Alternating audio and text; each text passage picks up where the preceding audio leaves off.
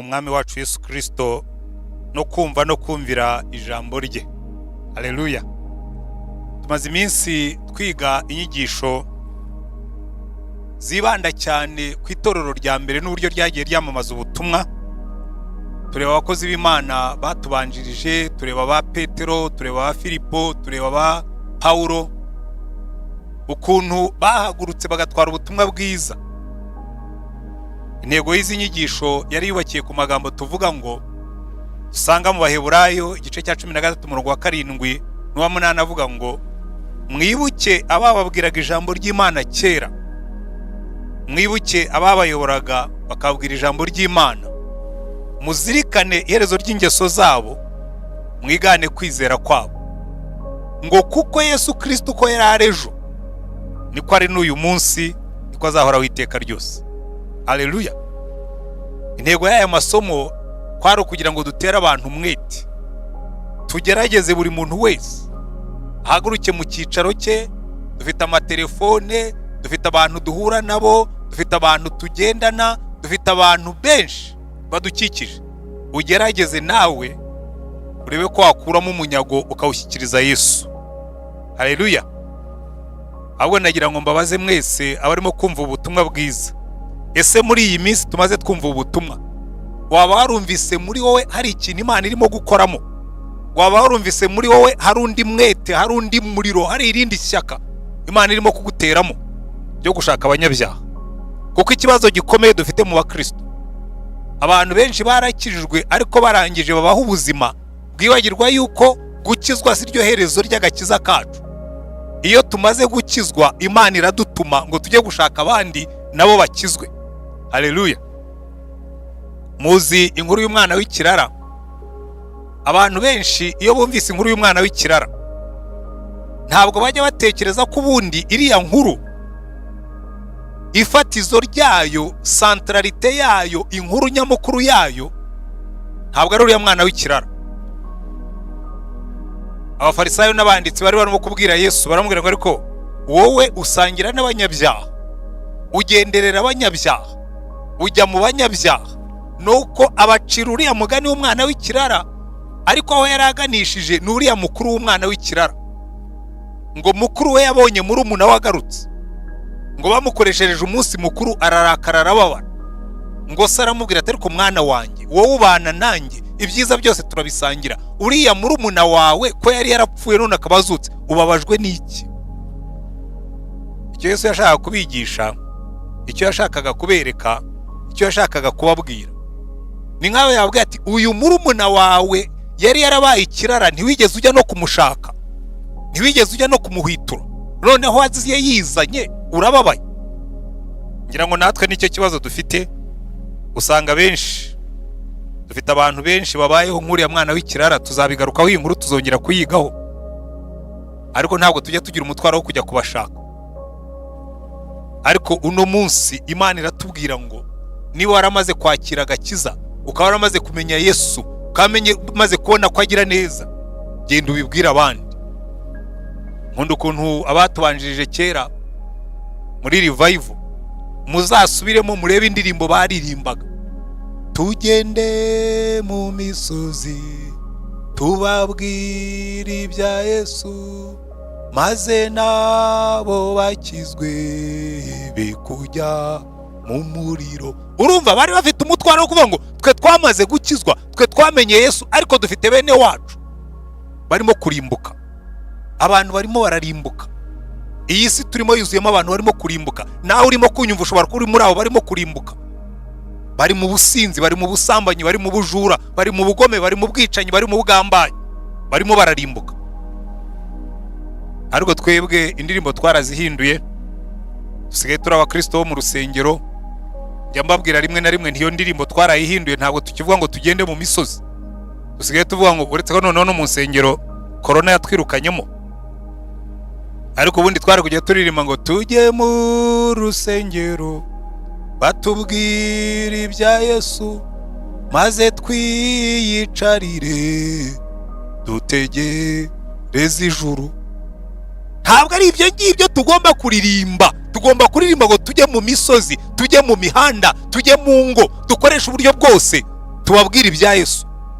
Ntabwo ari ukwicara mu nsengero bakatubwira ibya Yesu, bakaturirimbira indirimbo z'umugisha. Impamvu mubona abakristo benshi bahora bavaga bonda, bava mu rusengero bajya mu rundi, bava mu itorero bajya mu rindi. Dusigaye twarahindutse abaguzi, turaba shoppers, turashopinga, tugenda nkuko bagenda ku madirishya bashaka amakanzu, bashaka amashati, tuva mu iduka tujya mu rindi, tuva mu rusengero tujya mu rundi, kuko ntacyo tugifite dukora. Ariko umuntu wamaze gukizwa, wamaze kwakira Yesu, akamenya ko twahamagariwe gushaka abandi, ibyo ntabwo ari byo bimushishikaza. Kandi mujye mwibuka yuko hariho n'isezerano Imana yashyizeho ko bazazana benshi mu gakiza. Mu gitabo cy'umuhanuzi Daniyeli mu gice cya 12 umurongo wa 3, Imana iravuga ngo kandi abanyabwenge bazarabagirana nk'umucyo, ngo uwo mwisanzure ry'ijuru, n'abahinduriye benshi kugukiranuka bazaba nk'inyenyeri iteka ryose. Ushaka kuzamera nk'inyenyeri, ushaka kuzaba umustar, jya gushaka abandi. Iki ni ikibazo gikomeye cyane. Reka nge nshimira abazanye n'ubu buryo bwo gushyira ubutumwa kuri YouTube, kuko nzi abantu benshi bamaze gukizwa kubwo kumva ubwo butumwa. Ariko natwe twicaye tudafite uwo mwanya wo kugira ngo dukore ibyo ngibyo, tugomba gukoresha uburyo bwose. Benshi mwirirwa kuri WhatsApp, murimo murashaka inzenya n'ibibasetsa. Koresha iyo WhatsApp ubwira abantu ubutumwa, ariko abantu babone Yesu. Uyu munsi turi mu kwezi kwa 7, tugiye gutangira inyigisho zindi zitwereka abantu bahuye na Yesu uko bahindutse. Ariko uyu munsi duhereye kuri kiriya gice cya 2 cy'ibyakozwe n'intumwa, ubutumwa bwa mbere Petero yavuze, tugiye kureba ngo abo tuzajya gushaka tuzababwira ubuhe butumwa. Ni ubuhe butumwa tuzavuga ngo abantu basange Yesu? Dufite ikibazo muri no minsi, abantu benshi baravuga ubutumwa bw'imigisha. Urafata abantu bose ukababwira ngo iyi migisha ni yawe, ngo muzaba umutwe ntimuzaba umurizo, ngo ibyo muzasaba byose muzabihabwa, ngo ningusengera uzabona V8, ngo ningusengera urabona inzu, ngo ninguhanurira uragira utyo. Ubwo ntabwo ari bwo butumwa Yesu yaduhaye. Muzitegereza batubanjirije, ubutumwa bavugaga si ubwo ngubwo. Petero yabwirije umunsi umwe abantu 3,000 barakizwa. Filipo yakurikiye inkone, twarabibonye, iri mu igare, arayibwiriza irakizwa, asigaye yibatije. Pawulo yahagaze mu rukiko barimo kumuburanya, barimo kumucira urubanza, atanga ubuhamya. Umwami Agripa aravuga ati yabuzeho gatoya wari umpinduye umukristo. Ubutumwa bavugaga bwari buteye bute? Ni ubuhe butumwa abo bantu bavugaga bugatuma abantu bahinduka? Ikibazo dufite muri iyi minsi, turavuga ubutumwa budahindura abantu, ahubwo turimo turavuga ubutumwa butuma abantu baguma mu byaha kandi bibwira ko ari abakristo. Hari abantu benshi musinziriye mu byaha kuko twababeshyeye ko muri mu nzira ijya mu ijuru, kandi muri mu nzira ijya mu muriro. Ntabwo kukubatiza bizakujyana mu ijuru, ntabwo kuguha amasakaramentu yari yose bizakujyana mu ijuru, ntabwo gutanga amaturo mu rusengero bizakujyana mu ijuru. Hari igihe twitiranya imirimo y'abakijijwe n'ibihesha agakiza. Tugiye kumara iminsi tuganira kuri ayo magambo. Ni iki kizaduhesha agakiza? N'inyigisho y'uyu munsi niko nayise, ni iki kiduhesha agakiza? Abantu benshi baribaza icyo kibazo, ngo ni iki cyampesha agakiza? Tugiye kumara iminsi twiga kuri ayo magambo. Nikodemo yaraje asanga Yesu, aramubwira ati mwami, ataranamubaze n'ikibazo, aramubwira ati Nikodemo, ikikugenza ndakizi, uri umunyedini, uri umuyobozi, ariko sibyo bizaguhesha agakiza, ugomba kuvuka ubwa kabiri. Ariko ibyo tuzabyiga uyundi munsi. Uyu munsi turareba inyigisho tugomba kuvuga, inyigisho zihesha agakiza. Ni iki kizaduhesha agakiza? Nakwizerane ko inyigisho ndimo kumva izampesha agakiza. Icyo nicyo ngira ngo twige uyu munsi. Reka tugaruke kuri ya magambo Petero yigishije ku munsi wa Pentekote. Uyu munsi ndibanda ku murongo wa 38. Aravuga ngo Petero arabasubiza ati, nimwihane umuntu wese muri mwe abatizwe mu izina rya Yesu, ngo mubone ko babarirwa ibyaha byanyu, kandi namwe muzahabwe iyi mpano y'umwuka wera. Amagambo ya mbere Petero yatangiye ababwira, amagambo Paulo yavuze akemeza Agripa, amagambo Filipo yavuze akemeza inkone, yose yarashingiye ku izina rya Yesu. Abatubanjirije bose bavugaga izina rya Yesu, inyigisho yabo yari Yesu, ubutumwa bwabo bwari Yesu, agakiza kabonerwaga muri Yesu, indwara zakiraga mu izina rya Yesu. Nimusubira inyuma mukareba hariya muri iki gice cya 2 cy'ibyakozwe n'intumwa aho badusomeye, murasanga neza yuko ubutumwa Petero yatangiye ababwiriza kuva ku murongo wa 22 kugeza ku wa 24, arabwira ngo yemwe bagabo ba Isirayeli mwe nimwumva aya magambo. Ntabwo yateruye ababwira ibyaha byabo, ntabwo yabateruye ababwira imigisha bazabona, ntabwo yateruye ababwira ubugingo bw'iteka, yateruye ababwira Yesu. Niba ushaka ko abantu bakizwa, vuga Yesu. Yesu yaravuze ngo ninererezwa hejuru, ninzamurwa nkashyirwa hejuru, ngo nzireherezaho abantu bose. Ubutumwa bwiza ni ubwa Yesu, inkuru nziza ni ya Yesu Kristo. Petero yateruye abwira aba bantu, arababwira ngo yemwe bagabo ba Isirayeli mwe nimwumva aya magambo. Yesu w'i Nazareti, wa muntu Imana yabahamirishije imirimo ikomeye n'ibitangaza n'ibimenyetso ibyo yamukoresheje hagati yanyu nk'uko mubizi ubwanyu, uwo muntu amaze gutangwa nk'uko Imana yabigambiriye, ibimenye bitari byaba, mwamubambishije amaboko y'abagome muramwica, ariko Imana yaramuzuye, ibohoye umubabaro uterwa n'urupfu, kuko bitashobotse ko akomezwa narwo. Avuga Yesu, avuga uko yabayeho, avuga ibyo Imana yamukoresheje, avuga uko yapfuye, avuga uko yazutse. Jewe birantangaza cyane, aba bantu nta kintu na kimwe Petero yavuze ku byaha byabo. Aba bantu nta kintu na kimwe yavuze ku bibazo bafite. Yababwiye Yesu, aravuga ati Yesu wa wundi wo mwabonye abambwa, yarapfuye, arahambwa, arazuka, none ni muzima, ariko none Imana yamugeze Kristo, niwe byiringiro by'abari mu isi. Haleluya. Cumitwa mu mutima. Niki cyabacumise mu mutima? Ntabwo nkizi, ni imbaraga z'umuka zabakozeho, kuko iyo uvuze Yesu abantu batangira kwibona uko bari. Tuzabibona muri iyi minsi. Umuntu wese yahagaze imbere ya Yesu yibona uko ari. Umuntu wese iyo uvuze Yesu yibona uko yagombaga kumera. Umuntu wese iyo umubwiye Yesu abona uko azamera. Yesu yabonye Petero, aramwitegereza, aramureba, aravuga ngo ubundi uso yakwise Simoni, je nkwise Kefa. Yamurebaga uko azaba. Yesu yagendereye umugabo witwa Zakayo. Ntabwo yigeze abwiriza ubutumwa, yaraye kwa Zakayo ijoro rimwe bamaze gusangira. Zakayo aravuga ati unyicaye iruhande numva ndi umunyabyaha, uyu munsi ndihani. Abatubanjirije bose bavugaga Yesu. Turaza kubona impamvu. Icyambere nibwo butumwa Yesu yari yarabasigiye. Nimusoma neza muri Luka, mu butumwa bwiza bwa Luka mu gice cya 24, Yesu yarababwiye ngo mwebwe, Luka 24 kuva ku murongo wa 46, ngo amaze abungura ubwenge ngo basobanukirwe n'ibyanditsweho, n'umurongo wa 45 muri Luka igice cya 24, ati niko byanditswe ko Kristo akwiriye kubabazwa no kuzuka ku munsi wa gatatu, kandi ko kwihana no kubarirwa ibyaha bikwiriye kubwirwa amahanga yose mu izina rye, bahereye kuri Yerusalemu. Nimwe bagabo b'ibyo. Yesu yarabwiye ngo mugende mujye mu mahanga yose, mubabwire ibyo kwihana ibyaha mu izina ryanjye. Nta kindi ba Petero bakoze. Bavuze Yesu, abantu barihana. Bavuze Yesu, ibitangaza birakoreka. Bavuze Yesu, abantu barahinduka. Bavuze Yesu, abantu babona imbaraga z'Imana. Yesu yari yarabasobanuriye ko ari we butumwa, ko ari we byiringiro by'abari mu isi. Ndetse abigishwa be bari barabisobanukiwe bagahora bivuga. Petero arandika aravuga ngo, arimo kwigisha nanone mu gice cya 4 cy'ubutumwa bwiza byanditswe n'intumwa, byakozwe n'intumwa, igice cya 4 umurongo wa 12, aravuga ngo nta rindi zina twahawe munsi y'ijuru abantu bashobora gukirizwamo, nta wundi agakiza kabonerwamo, kuko ari nta rindi zina munsi y'ijuru twahawe dukwiriye gukirizwamo, izina rya Yesu.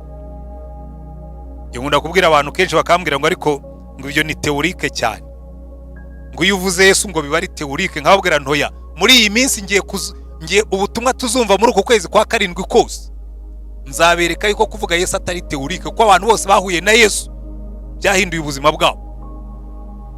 Yewe iyo mvuga Yesu ntabwo mvuga Yesu w'ibitekerezo. Iyo mvuga Yesu ntabwo mvuga Yesu wo muri Bibiliya. Iyo mvuga Yesu ntabwo mvuga Yesu wabayeho kera. Yewe mvuga Yesu muzima nabonye. Yewe mvuga Yesu wahinduye ubuzima bwanjye. Uyu Yesu mbabwira ni ufite ubushobozi bwo guhindura ubuzima bwawe. Uyu Yesu mbabwira ni ufite ubushobozi bwo kukurinda gusubira mu byaha. Uyu Yesu mbabwira ni uzagucira urubanza no ku munsi w'amateka. Abatubanjirije bavugaga izina rya Yesu. Ubwo Paulo yarahagaze imbere ya Agripa, yaramubwiye ati yewe natangiye ntoteza izina ry'abavuga Yesu, natangiye ndwanyira itorero, natangiye ndwanya biyinzira bavuga ibya Yesu, ariko nanjye umunsi umwe mpurira nawe mu nzira, ndi mu nzira y'I Damasiko, aranterura ngo bitasa, arambwira ngo Sawuli untotereza iki? Ndamubwira ngo urinde mwami. Arangirira aramubwira ati Agiripa, ibi ngibi ndimo kuvuga urabizi, abahanuzi barabivuze yuko azaza akaba Mesiya, akabambwa, agahambwa, akazuka, abamwizera bose bagahabwa ubugingo. Ati ibyo ngibyo urabyizera? Umwami Agiripa ati ubuze gato wari unyemeje kuba umukristo. Ntabwo yigeze amubwira ko ari umunyabyaha, ntabwo yigeze abwira Agiripa ngo ukora nabi, ntabwo yigeze amubwira ngo uri umusambanyi, uri umusinzi. Yamubwiye Yesu. Kandi arangije Agiripa aravuga ati yabuzeho gato wari unyemeje kuba umukristo. Impamvu abakristo benshi batagenda uko bikwiriye, bahuye n'idini ariko ntibahuye na Yesu. Impamvu abakristo benshi bagendera mu byaha, ntabwo bigeze bahura n'umucyo wa Yesu ngo bamurikire bamenye abari bo bahinduke. Ariko uyu munsi turavuga Yesu. Haleluya. Uwo niwe butumwa twabwirizaga, niwe butumwa twabwirijwe n'abatubanjiriye, niwe bavugaga. Pawulo yandikira Abanyakorinto urwandiko rwe rwa mbere mu bice 2 umurongo wa 2 arababwira ngo nagambiriye kutagira ikindi bamenyesha keretse Yesu Kristo no gukiranuka kwa, ibindi byose muzabyongererwa. Murambi babwira abantu benshi bashaka kurya resiturune bataragura, bashaka kubona imigisha batarafata igiti kiyera, kuko Yesu yaravuze ngo mubanze mushaka ubwami bw'Imana no gukiranuka kwayo, ibindi bizaza ari inyongera. Ba Pawulo baravuga ngo twebwe nta kindi twashatse kubabwiriza uretse Yesu Kristo, kandi Yesu Kristo wabambwe. Ndetse ahandi arabidusobanurira neza kugira ngo tujye ducurukura ibintu. Aho muri urwo rwandiko rw'Abakorino rwa mbere mu gice cya mbere arabwira ngo dore Abayuda bashaka ibimenyetso, dufite abuzukuru babo benshi, babwira ngo muzajye kwa kanaka, ngo mwitorero ribunaka, ngo barahanura, ngo bakakurondora. Ese kuki bagomba kukurondora? Ubu nkeneye umuntu wo kundondora kugira ngo nihane ibyaha? Ngo reka tuzajye ibunaka bajye kuturondora, ngo reka tuzajye ibunaka bajye kutubwira ibizatubaho. Reka nkubwize ukuri, sinkeneye kujya ibunaka ngo bambwire ibizambaho, kuko niba bizambaho bizambaho. Sinkeneye umuhanuzi wo kumbwira ibizambaho, kuko ibizambaho Yesu niwe ufite mu biganza bye. Shaka Yesu, ibyo bindi bizagusanga aho uri. Ariko usanga abantu bajarajara bakubita hirya no hino kuko ntibabonye Yesu. Pawulo arababwira ngo Abayuda bashaka ibimenyetso, Abagiriki bo bashakashaka ubwenge, ngo ariko twebweho tubabwiriza ibya Kristo wabambwe. Haleluya. Kindagikunda cyane. Ngo Abayuda barashaka ibimenyetso, ngo Abagiriki barashaka iby'ubwenge. Izi kategori ebyiri z'abakristo zirahari. Iyo ntangiye kwigisha ibya Yesu, yewe nshimira abakristo cyane. Hari abajya bambwira bati ariko pastor usigaye uvuga Yesu cyane, iby'ubwenge urimo urabireka. Nkavuga niba byankundiraga ngo mbireke mvuge Yesu wenyine. Aba Bayuda n'aba Bagiriki uno munsi bafite abuzukuru babo. Hari abantu bashaka ibimenyetso, hari n'abandi bashaka ubwenge. Ngo Abayuda bashaka ibimenyetso, Abagiriki bagashaka ubwenge, ariko twe turavuga Kristo, kandi Kristo wabambwe. Haleluya. Noneho agakomeza akababwira ngo uwo ku Bayuda ni ikigusha kuko yabambwe, ku banyamahanga ni ubupfu, ariko kubahamagawe b'Abayuda n'Abagiriki ni Kristo, ari we mbaraga z'Imana kandi niwe bwenge bwayo. Haleluya. Imbaraga zacu ziri muri Yesu.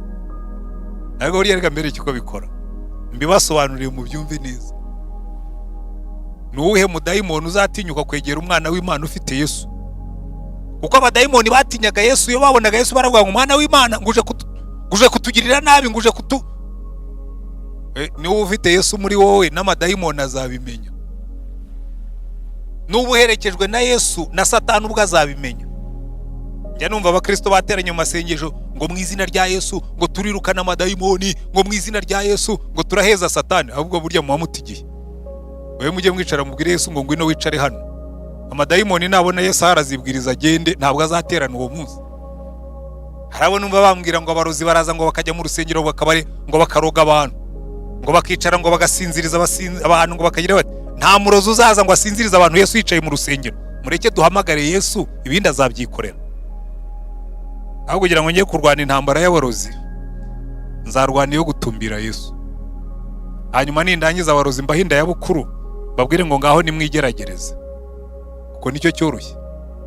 Aho kurwana na Satani, tumira Yesu azi wawe. Aho gutinya abarozi, hamagara ubabona batari banatunguka, hanyuma umureke agenga ibyawe. Igeze kumva umukozi w'Imana Bonke yitabye Imana mu minsi ishize, arimo kubwiriza inkuru y'umugabo umwe ngo yari yaratumiye Yesu, araza aramucumbikira ngo amuhe icyumba kimwe, hanyuma Satani araza mukubitira muri salo. Arambwira ati ariko Yesu naguhaye icyumba none Satani arankubitira muri salo ntutabara. Arambwira ati oya, jyewe ndinda aho bampaye. Arambwira ati noneho ndakongeraho n'ikindi cyumba kimwongereraho. Satani aragaruka arugera mukubitira muri salo. None aramubwira ati n'inzu yose ndayiguhaye. Ubukurikiyeho Satani amukubitira muri jaride. Hanyuma rero se Yesu umuntu akugenza ate kugira ngo Satani amveho? Aramubwira ati mbi byawe byose mbikugengere nkwereke uko Satani mugenza. Arambwira ati gaho wifate wenda nabona amahoro. Umunsi ukurikiyeho Satani ngo araza komanga kuri gate. Hanyuma Yesu agiye gukingura, Satani amubaza ngo wageze hano ryari? Ngo umunsi bahampaye. Ati mbabarira sinari nabimenye. Umunsi Satani azazi wawe agasanga ibyawe byose bitegekwa na Yesu, ntabwo azagaruka kugukora mu nsina z'amatwi.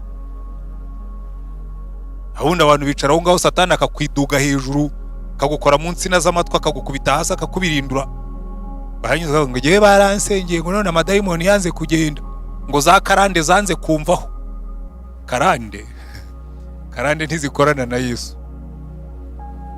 Burya za karande muvuga zibamerera nabi zirahari, ariko karande ntizikora iyo Yesu yahageze.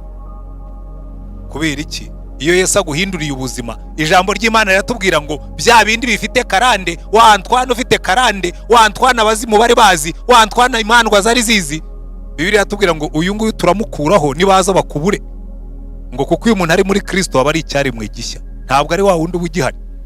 Izo karande zigufatira hehe? Za karande zizagufata kandi warabaye icyaremwe gishya.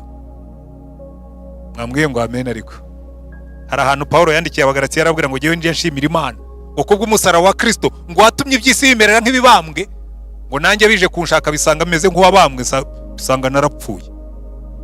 Kera abantu b'inshuti zanjye maze gukizwa, abasore twajyaga tubana mu byaha, baje kundeba barambwira ati sha ubu pe wagiye mu barokore warakijijwe nticyane, ati ubwo turakubara nk'uwapfuye ntimugize neza, n'ubundi wa wundi mwajyaga mufatanya mu byaha amekwisha kufa yarapfuye twaramuhambye nta kivugwa. Ubu nubwo mumbona ngenda sindi wa wundi, baratangara bakagira ngo nzabivamo, ariko n'ubu ndakomeje. Imyaka 37 nyuma yaho ngaho, kuko iyo Yesu yageze muri wowe ntabwo umuvamo ahubwo akurira muri wowe. Mwambwiye ngo amen. Ariko haleluya. Muzitegereze abatubanjirije bose bavugaga Yesu. Nkunda ukuntu Yohana atangira urwandiko rwe rwa mbere, atangira avuga ngo uwahozeho uhereye mbere na mbere, uwo twumvise, uwo twiboneye n'amaso yacu, uwo twitegereje intoki zacu zikamukoraho, ari we jambo ry'ubugingo. Ubwo bugingo bwarerekanywe, turabubona, turabuhamya, kandi none turababwira iby'ubwo bugingo. Yesu twabonye niwe tuvuga. Impamvu mvuga Yesu nuko namubonye ahindura ubuzima bwanjye. Impamvu mvuga Yesu nuko namubonye ampindurira amateka. Impamvu mvuga Yesu nuko namubonye muhamagara aranyitaba. Impamvu mvuga Yesu nuko namubonye igihe n'abantu bataboneka. Mwambwiye ngo amen. Ariko hari igihe uzafata telefone yawe uhamagara umuntu bakubwira ngo iyo nimero ntishoboye kuboneka. Nugenda nukora kuri gate banjye kugukingurira. Nujya handi bakubwire bati uyu ari mu rugendo yaragiye. Ariko niwiheba ugahindukirira Yesu, azatabara igihe abantu bose wababuze. Uwo ni Yesu tuvuga, niwe byiringiro by'abari mu isi. Mpamvu Yohana yanditse avuga ngo kuko Imana yakunze abari mu isi cyane, yatanze umwana wayo w'ikinege. Iryo jambo nigeze kuritekerezaho cyane, nimaraho umwanya ntekereza urukundo rw'Imana tubonera muri Kristo Yesu. Sanga rurenze urugero. Imana yankunda itegeye umunyabyaha kugeza aho itanga umwana wayo ku bwanjye. Ariko Bibiliya iratubwira ngo Imana yakunze abari mu isi cyane. Wenda ukuremo abari mu isi cyane ushyiremo izina ryawe, uvuge ngo Imana yakunze Antoine cyane, yakunze Yohana cyane, yakunze Jeanne cyane, yakunze Janine cyane, yakunze Margarita cyane. Imana yakunze twese, itanga umwana wayo w'ikinege. Muri Yesu niho twumva neza urukundo rw'Imana. Iyo urebye Yesu abambye ku musaraba amanitse amaboko, umutwe uriho ikamba ry'amahwa, ibiganza birimo imisumari, umubiri wose bawukubise, akavuga ngo nimurebe uburyo mbakunda, ngo ntacyo ntatanga ku bwanyu. Niki mutakora kubwe? Niki utareka kubwe? Ariko abantu benshi ntabwo twababwiye Yesu. Kandi ahandi Bibiliya tubwira ngo muri Yesu nimo iri y'iby'Imana yasezeranije byose. Iby'Imana yasezeranije byose muri Yesu niho tubibonera. Paulo yandikira Abanyefeso arababwira ngo imigisha yose yo mu mwuka tuyibonera muri Yesu Kristo. Imigisha yose. Ariko buriya tuzagenda tubyiga muri iyi minsi. Imigisha tubonera muri Yesu Kristo. Ubwo nibwo butumwa tubabwira mu gihe nk'iki. Kandi nenda kubabwira neza, uwanditse urwandiko rw'Abaheburayo bivuga neza ngo ubwo dukikijwe n'igicu cy'abahamya bangana baryo, ngo twiyambure ibituremerera byose, ngo n'icyaha gishobora kutwizingiraho vuba, ngo dusiganirwaho dutegekwa, ngo dutumbire Yesu wenyine, ngo niwe banze ryo kwizera kwacu kandi niwe gusohoza rwose. He is the beginning and the end of our faith. Niwe tangiriro n'iherezo ryo kwizera kwacu. Niwe dutangiriramo twinjira mu gakiza, kandi niturangiza urugendo niwe tuzasanga dutegereje. Haleluya. Ibi ndabikunda cyane. Reka mbabwire, hari ikintu njya nishimira, hari ikintu njya nkumbura.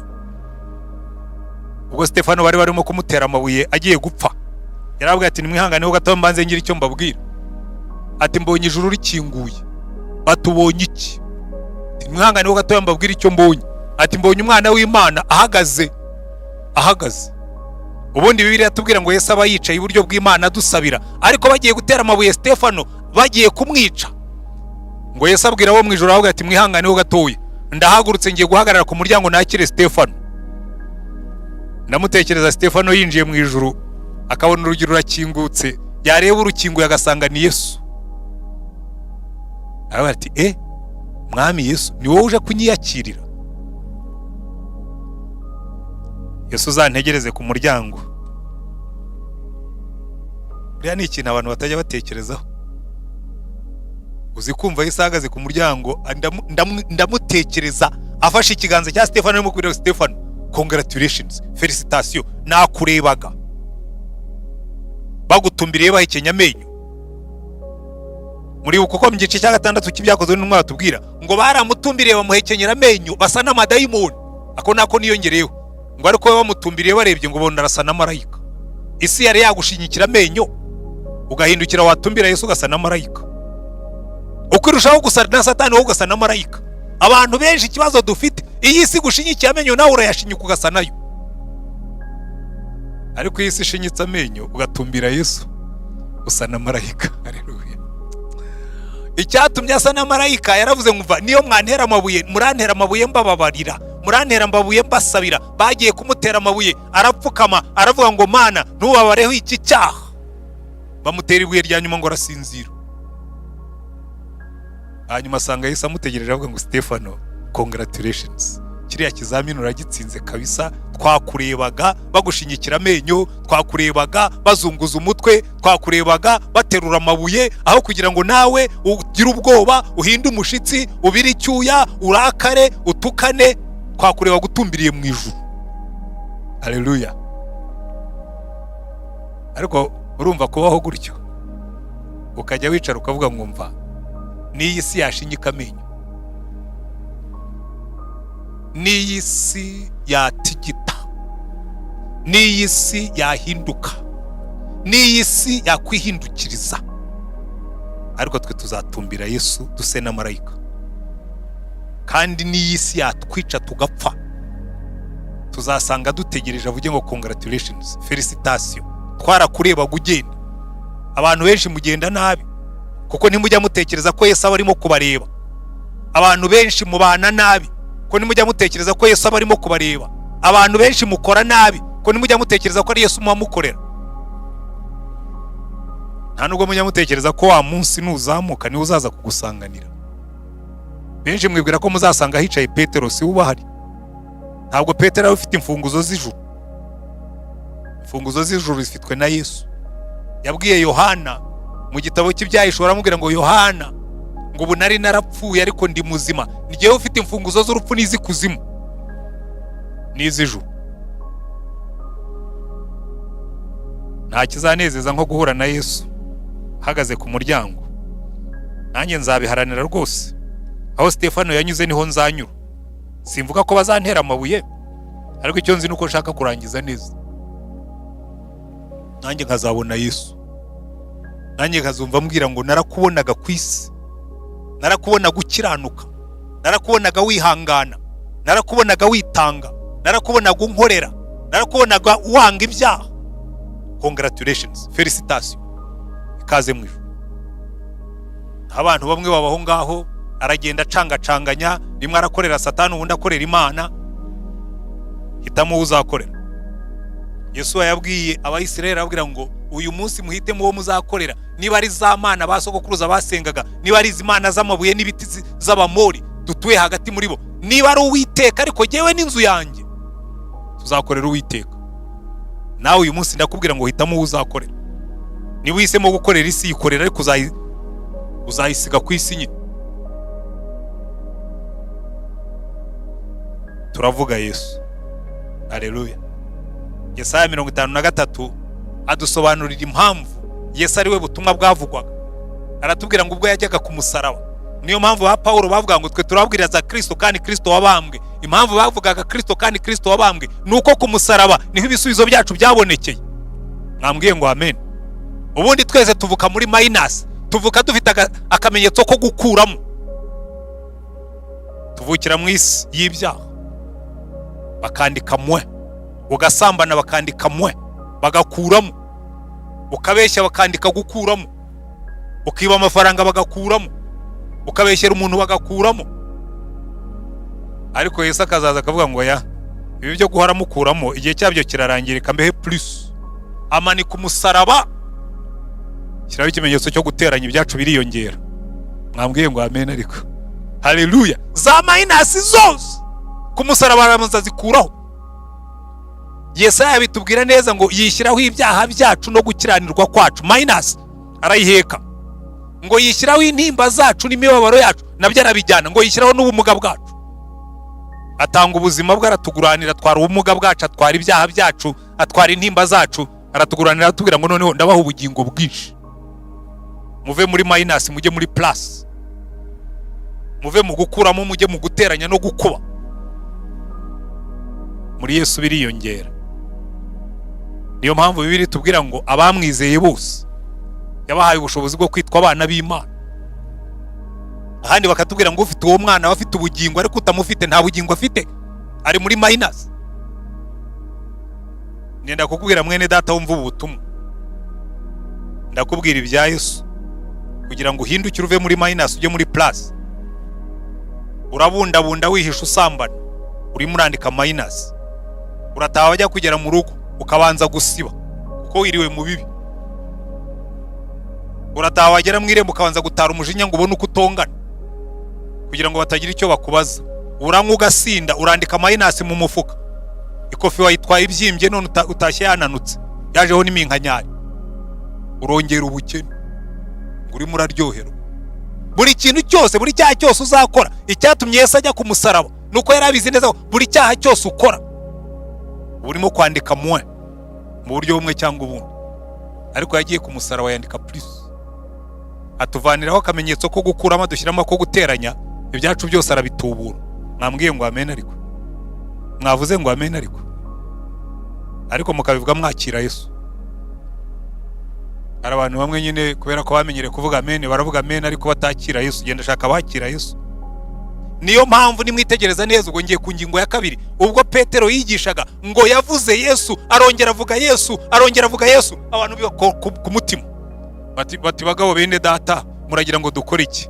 Ababwira ikintu kimwe, arabwira ngo mwihane mubabarirwe ibyaha byanyu byose. Haleluya.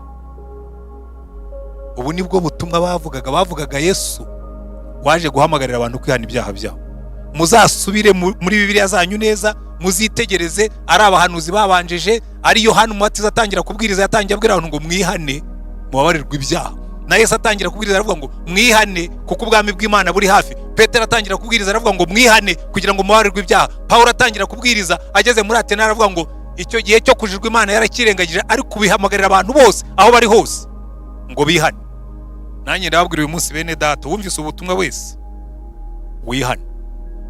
Ririya jambo bakoresha ngo wihane, repent, metanoia, rivuga guhindukira. Warebaga iriya bakakubwira ngo hindukira urebe iriya. Twese tuvuka duteye Imana umugongo. Kuva umunsi Adamu na Eva bakoze icyaha bakirukanwa muri Edeni, twateye Imana umugongo. Twese tuvuka duteye Imana umugongo. Niba ubihakana reka mbikubwire neza. Njya mbona abantu bazana utwana tw'uduhinja ngo tutubatiza, ataka n'akaziranenge ntoya, n'akanyabyaha gatoya. Ikarakora ibyaha ariko kazabikora nikaba gakuru kuko kavutse gateye Imana umugongo. Ntabwo uzigisha umwana gutukana, ntabwo uzigisha umwana gusambana, ntabwo uzigisha umwana kwiba, ntabwo uzigisha umwana kubeshya. Arabivukana, ni umunyabyaha. Ariko kugira ngo akiranuke bizamusaba metanoia, bizamusaba kwihana, bizamusaba guhindukira, bizamusaba kureba Yesu, agahabwa kamere nshya. Hari ibintu byinshi dufata njyewe sintinya kubivuga. Waba waravukiye mu muryango w'Abakristo, wavukiye mu muryango w'abapagani, twese tuvuka kimwe. Abana bose iyo bavutse bararira, abana bose iyo bavutse bavuka nk'uko bavuka, no mu buryo bwa kamere tuvuka kimwe. Ntuzabyibeshyeho. Kuba umwana yaravukiye kwa pastor, niyo waba waravukiye kwa murokore usenga ibitangaza bikamanuka, uvuka uri umunyabyaha. Bizagusaba yuko uhindukira wowe ubwawe kuko wavutse uteye Imana umugongo, wavukanye kamere igomera Imana. Bizagusaba ko uhindukira ukihana, hanyuma ukiyakirira Yesu we ku giti cyawe. Imana igira abana ntigira abuzukuru. Ibabwira ko uri umwuzukuru w'Imana uribeshye. Ugomba kwihindukirira wowe ubwawe, ukiyakirira Yesu ku giti cyawe, ukabyimenyera wowe ubwawe ko n'umunsi uzagenda ntibazagenda baguherekeje. N'umunsi w'urubanza ntawe uzitwaza undi ngo buri muntu wese azimurikiriye imitwaro, ko bibiri tubwira. None mwene data wumva ubutumwa, wigeze uhindukira? Wigeze wihana? Indirimbo tujya turirimba ivuga ngo wogejwe na Yesu, watunganijwe n'amaraso, hari ubwo yakuhagije amaraso, mbese imyambaro yawirera. Nta yindi nzira tuzabona uretse y'umusaraba wa Yesu, tukababarirwa ibyaha, tukaba abana b'Imana kuko twahindukiye tukava mu byaha. Kubera iki Imana iduhamagarira kwihana? Kubera ko biriya byose mubona, ibibazo byose dufite ku isi ni ingaruka z'icyaha.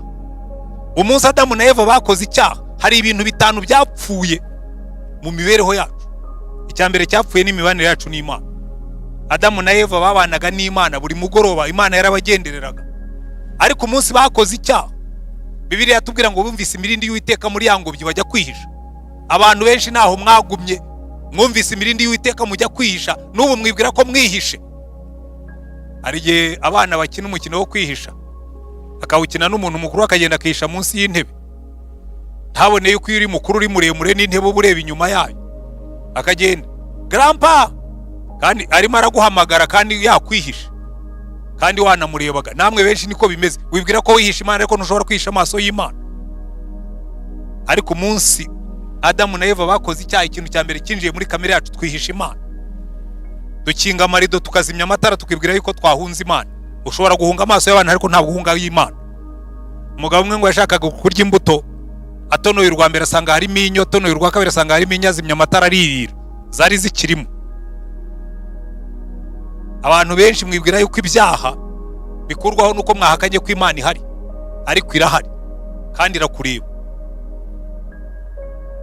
Icyaha cyatandukanije umuntu n'Imana, kandi nawe mwene data urimo kubyumva, wenda uribwira yuko uri kure y'Imana, yuko wayihishe ndetse uranayihakana, ushyiramo n'imbaraga, ubyita iterabwoba, ariko nenda kukubwira irahari kandi irakureba.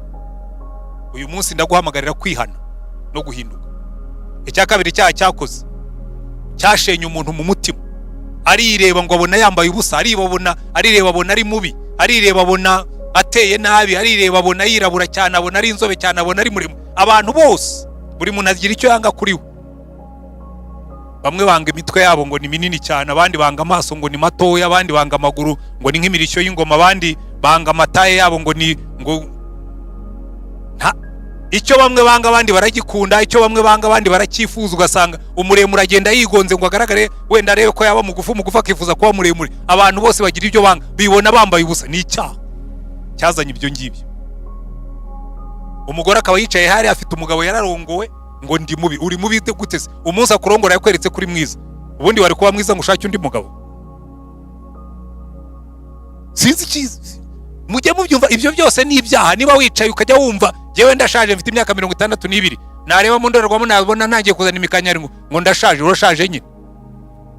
Rero ugasanga umuntu w'umusaza nkangiye yagiye guteza kanta, arimo aragira gute ngo rebe ko yasa neza. Urasa neza se ngo wongere ubiki? Urashaje. Iyakira. Ariko icyaha cyazamyemo kwiyanga. Namwe mwese murimo kunyumva, buri muntu wese afite icyo yiyangaho. Bamwe barireba ngo kabona ari umuswa, undi akireba akabona ngo ari umukene, abandi bakireba bakabona ngo sinzi. Ibyo ni ibyaha byabiteye. Ariko Yesu yaje guhindura ibyo ngibyo, kubera ko agaciro kacu kabonerwa muri Yesu. Niba ushaka kumenya agaciro kawe, uzarebe Yesu ari ku musaraba uvuge ngo kare niko agaciro kanye. Kubera iki? Agaciro k'imodoka si ubwiza bwayo kugaragara inyuma, ni amafaranga baba barayitanzeho. Uzarebe bimwe mu bimodoka abantu bavuga barata, bicaho bagatangara nka hama, gisa nabi, giteye nka burenda. Ariko umuntu yanyuzeho muri hama, abantu bavuga ngo ngo uriya muntu yaguze hama. Niba ari imodoka iteye nabi ni hama. Ariko igituma igira agaciro ni ibifaranga bayitangaho. Imana yagutanzeho byinshi, ako niko gaciro kawe. Amaraso y'umwana w'Imana niyo aduha agaciro ku musaraba. Mwambwiye ngo amen. Ariko urumva bitaryoshye? Haleluya. Jewe rwose sinyangira complexe, kuko ndavuga ngo ibyo byose nagira umutwe munini, nagira mutoya, naba gatoya, naba kinini, ninza nibondo rikagera imbere, nta kibazo nzagira. Nzavuga cyangwa umuntu uko mfite Yesu, kandi Yesu ankunda atyo. Kireka ndi mu byaha. Ndenda kubwira umugufu urimo kunyumva, ufite udutaye dutoya, n'ufite ibitaye binini, n'ufite amabinga, n'ufite imisaya irambutse, mwese Yesu yarabapfiriye kimwe, muri beza mu maso y'Imana. Mwambwiye ngo amen. Ariko cyadutandukanije n'Imana kiradusenya, kirangije kidutandukanya n'abandi. Adamu munsi y'igihuru, Imana yamubwira ngo Adamu we, ngo ntabwo wariye kuri rwa rubuto, ngo sigiye n'uriya mugore. Tangiye gutunga agatoki, atangiye kuba n'uriya mugore. Amakimbirane, ingo zarasenyutse dutunza agatoki. Aho dukora ku kazi tuba dutunza agatoki, aho tugenda mu muhanda tuba dutunza agatoki. Hagati y'amoko no gutunga agatoki, niba ari ababiteye, niba ari abatugize agatoki k'icyaha. Umunsi icyaha cyaje mu isi cyashenye ibyo byose, kirangije kiduteranya n'ibidukikije. Murabona di, agasimba katagira isura, agasimba katagenda, kavuye mu bidukikije. Ngo niba ngo karavuye mu bucurama, ngo niba karavuye mu biki sinzi yo kavuye. Kadupfutse iminwa, katubujije gusohoberana, katubujije umudendezo. Kuko wa munsi Imana ivuga ngo isi zakumerera amahwa n'ibitovu, ubwo ibidukikije byatangiye kuturwanya. Ubundi amavirusi twagomba kuyategeka akatwumvira. Umunsi Imana ibwira Adamu nawe bikabwira ngo mwimenyereze ibiri muri ingobyi byose mu bitegeke, na virusi zarimo. None zarahindukiye nizo zidutegeka kubera twagiye kure y'Imana. Muzitegereze igihe Yesu yari ku isi, ibintu byose yarabitegekaga. N'amavirusi yarayategekaga, umuntu yarapfaga akamuzura. N'imiyaga yategekaga inyanja zigatuza. N'amadayimoni yarayategekaga akava mu ngurube akagenda. Yavaga ku bantu akajya mu ngurube, cyakora ingurube zo sinzi icyo yazihoye, nuko muri Isirayeli batari bemerewe kuragira ingurube. Yesu yategekaga byose. None twebwe agasimba kadutegetse kwambara ubupfukamunwa, turabwambara. Isi yose agasimba karayitegetse. Kandi buri ibyaha bitaza tuba tugategeka. Reka tugarure izina rya Yesu, kubera ko uriya munsi umuntu akora icyaha byashenye ibyo bintu byose. Birangije bizana urupfu, bizana ubukene, bizana indwara. impamvu tuvuga agakiza mu izina rya Yesu nuko Yesu yaje kugarura ibyo ngibyo. Impamvu mubona Yesu yagendaga mu nzira, Yesu yaragendaga agafata umuntu umeze nabi akamusubiza agaciro ke, tuzabibona muri iyi minsi. Agafata umugore abandi bose banze, ujya kuvoma ku manywa y'ihangu, akamubwira ati madamu ufite agaciro. Jewe mfite agaciro, abagabo batanu baranyanze, wowe ntabwo uzi ibyanjye. Akamubwira ati ndabizi.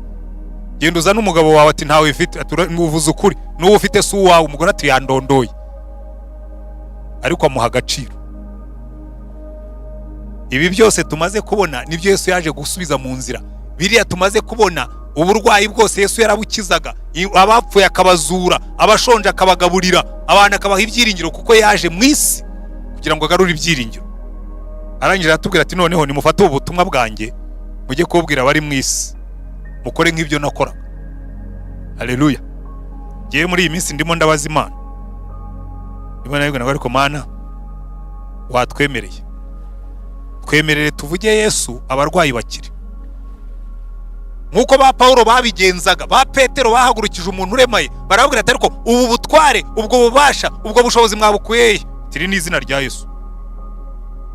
Yewe ndimo navuga nka Gideon muri iyi minsi ngo za mbaraga zagiye he? Mwamfashije tukazishaka, mwamfashije tukazisengera, kuko nta handi ibintu bizahindukira ni mu izina rya Yesu. Ariko ku ruhande rwacu no guhindukirira Imana tukihana ibyaha. Reka ndangiriza aha ngaha, ndangirize kuri iki Petero yabwiye aba bantu. Iyo umaze kumva ibya Yesu ukumva icyo ugomba gukora, haguruka ugikore. Hari abantu benshi, ikibazo dufite muri iyi minsi, abantu benshi barabwira pastor, wavuze ubutumwa numva buramfashije. Ntabwo Imana yanyohereje kubabwira ubutumwa ngo mufashwe. Ntabwo Imana yigeze intuma kubasindagiza. Ntabwo Imana yigeze intuma kubakirigita mu matwi. Ntabwo Imana yigeze intuma kubaryohereza. Imana yantumye kubabwira ngo mwumve ubutumwa bwa Yesu, mwihane, muhinduke, muhaguruke, ukorera Imana.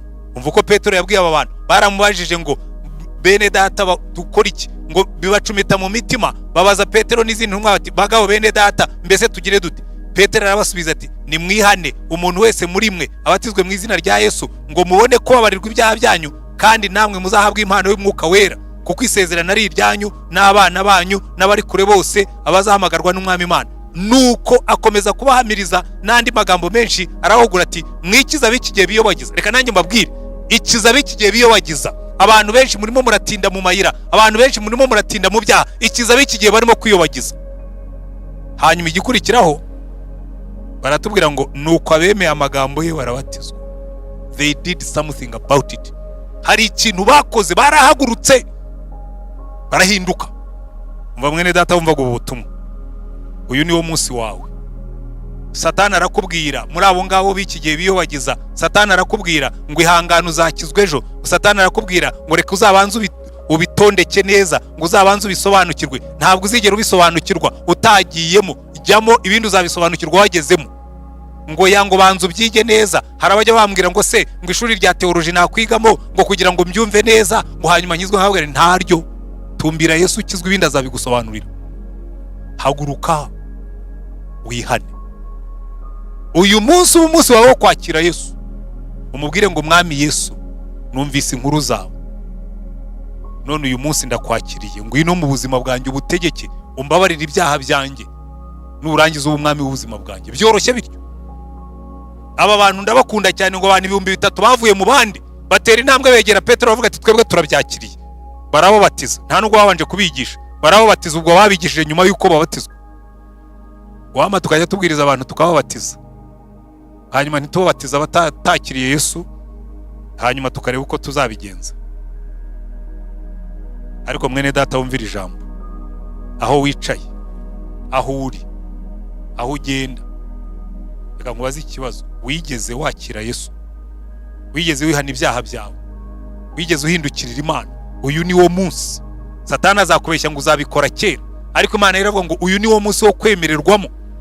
This is the moment. Mu Kinyarwanda bavuze ngo uyu ni wo munsi, ariko muri Bibiliya bo baravuga ngo uyu ni wo mwanya. This is the moment wo kwakira Yesu. Tugiye gusenga Imana. Niba wumvise ubu butumwa ukaba atari wakira Yesu nk'umucunguzi wawe, ngo wemera kumwumvira nk'umwami wawe, niba wumvise ubu butumwa ukaba ukiremerewe n'ibyaha, nenda kukubwira ngo noneho uyu mwanya tuza aho uri, dusenge Imana, usengane nanjye, ubwire umwami Yesu yinjire mu buzima bwawe. Usenge Imana. Turagushimye mwami wacu Yesu Kristo, ijambo ryawe ryaratubwiye ngo tugende tubwire abantu bawe ubutumwa bwiza, ngo mu izina ryawe ngo tuzabwiriza abantu bihane, ngo mu izina ryawe ngo tuzasengera abarwayi bakire. None uyu munsi mwami Yesu, kubw'imbaraga z'umwuka wawe wera, ndasengera umuntu wese ari uwumvise ubu butumwa uyu munsi, ari uzabwumva na nyuma y'igihe, aho azabwumvira hose uko azabwumva kose, mu izina rya mwami wacu Yesu Kristo, reka buri jambo ryose ryo muri ubu butumwa urishyire mu buzima, uzaryumva wese rikore ku mutima we. Kandi mu izina rya mwami wacu Yesu Kristo, ijambo ryawe riratubwira ngo uzohereze ijambo ryawe udukize. Reka umuntu wese uzaba arwaye, reka umuntu wese uzaba ananiwe, reka umuntu wese uzaba wihebye, uzumvira ijambo azaguhindukirira, kandi naguhindukirira uzaba igisubizo cy'ibibazo bye. Mu izina rya mwami wacu Yesu Kristo, nsengeye umuntu wese utari wakwakira wumvise ubu butumwa, reka imbaraga zawe zimanukire ku buzima bwe, reka imbaraga zawe zimanukire ku mutima we, umwemeze, umuhagurutse, umuyobore, kandi guhera uyu munsi yature kuri umucunguzi n'umwami we. Genderera bariya bafite ingo zirimo kumera nabi kubera yuko Satani yazinjiyemo kubera ibyaha. Mu izina rya mwami wacu Yesu Kristo, abo ngabo bakoreho, abo ngabo bahindure, abo ngabo bahindukize, utahe mu ngo zabo zibategekere, wirukanemo Satani ubunge ubagire umwe. Genderera bariya bihebye bafite ibibazo byarenze ubushobozi bwabo, bumva kwiyahura ari cyo gisubizo. Mu izina rya mwami wacu Yesu Kristo, wishyizeho intimba zacu n'imibabaro yacu, ruhura abo bantu kuko ijambo ryawe riratubwira ngo bakwikoreza intimba zabo, bakwikoreza imibabaro yabo, bakwikoreza amaganya yabo, kuko wita kuri bo, kuko bakunda.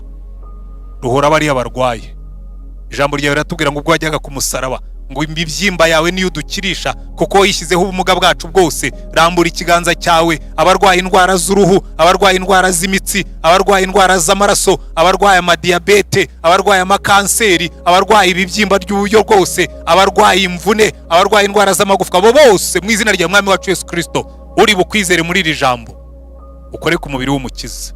Reka imbaraga zawe zimanuke, reka ubwoko bwawe buhabwe umugisha, reka izina ryawe ryubahwe, reka ubwami bwawe buze. Kandi mu izina rya mwami wacu Yesu Kristo, twongeye gusengera iyi si yacu, turabizi ubutwara urabufite, we wajya guturisha imiyaga, we wajya guturisha imiraba, we wajya wirukana abadayimoni. Mu izina rya mwami wacu Yesu Kristo, dufashe ubutware waduhaye kuri coronavirus. Reka aya mezi ari imbere yacu tubone ibitangaza bikoreka. Ntabwo turi bugomba gusengera imibare ngo igabanuke, ahubwo ukiza abarwaye, urinda abatararwara. Ushyire iherezo kuri iyi ndwara, ushyire iherezo kuri iki cyorezo, ureke isi yongera igenda ifite umudendezo, abantu banezerwa, abantu bakore, bashobora kwegerana, bashobora gukora. Izina ryawe rishyirwe hejuru, ubwami bwawe bugaruke mu itorero ryawe.